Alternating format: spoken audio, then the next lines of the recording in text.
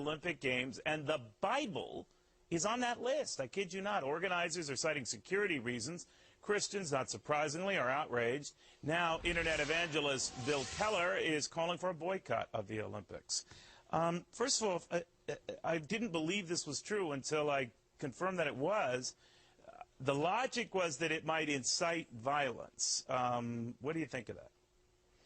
Well, Neil, it's good to be with you again. You know, I've got to tell you something. For a country that was founded on religious freedoms, the State Department really has no choice but to use this as an opportunity to put our very appearance at the Olympics on the table.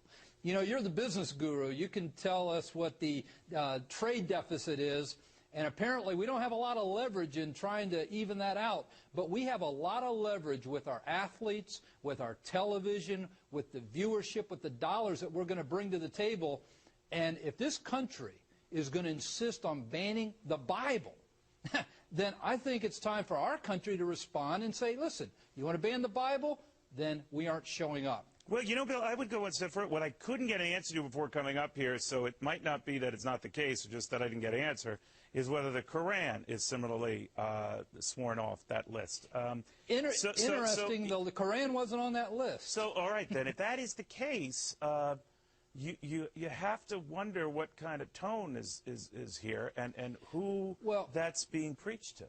Well, here's what's really happening, Neil. We send out about 2.5 million emails a day to our subscribers around the world. We have worked hard to evangelize via the Internet into China.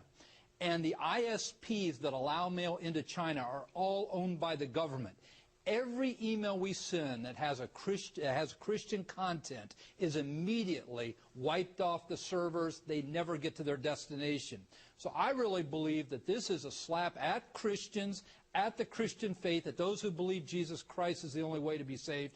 And I think this country, the government of this country, needs to show some leadership and say, listen, you don't want our Bible in your country, then you don't need our athletes in your country. But we're not going to do that. And then the message to China is we're okay doing this, right? You can do whatever you want. Hey, you know what, though? How can you blame China when you have people like Kathy Griffin and Bill Maher and George Carlin who make millions of dollars a year bashing Christians? I mean, all they got to do is turn on our television, and they can see that Christians are fair game here, so why not over there? Well, Bill, you raise a very good point. Good series of points. Bill Keller, thank you very much.